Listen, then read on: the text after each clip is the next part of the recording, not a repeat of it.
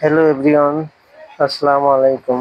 চলে আসলাম digital scale যে এইসব পক্ষ থেকে নতুন একটা ভিডিও নিয়ে। এটা হচ্ছে স্টিল বডি 40 কেজির স্কেল। স্কেলে কি কি সমস্যা সেটা ভিডিওতে তুলে ধরলাম।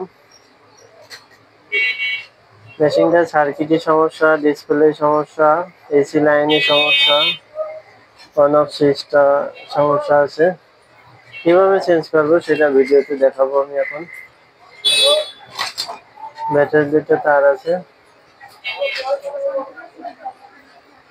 এই সার্কিটটা সমস্যা, সার্কিটটা চেঞ্জ করে নতুন একটা সার্কিট লাগাবো।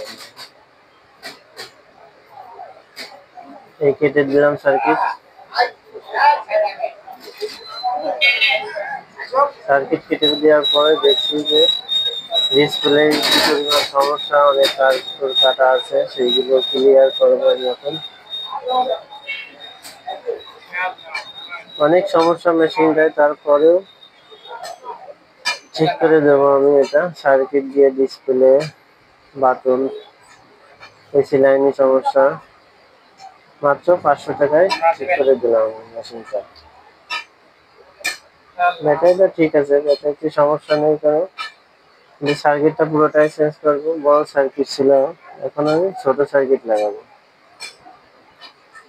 লাগাই কিভাবে ক্যালিব্রেশন করতে হবে সেই জিনিসটা আমি ভিডিওতে দেখাবো।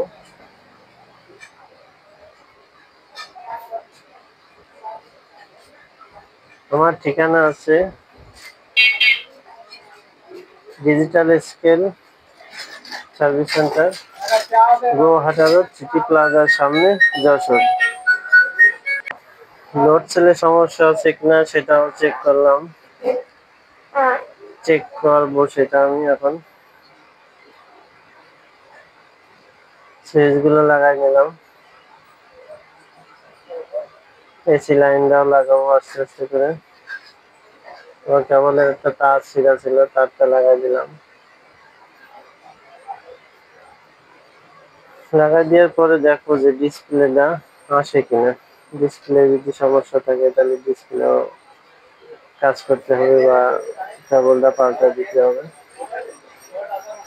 যে সমস্যাই হোক না কেন সেই সমস্যার জন্য আমাদের কাছে নিয়ে আসলে ঠিক হবে।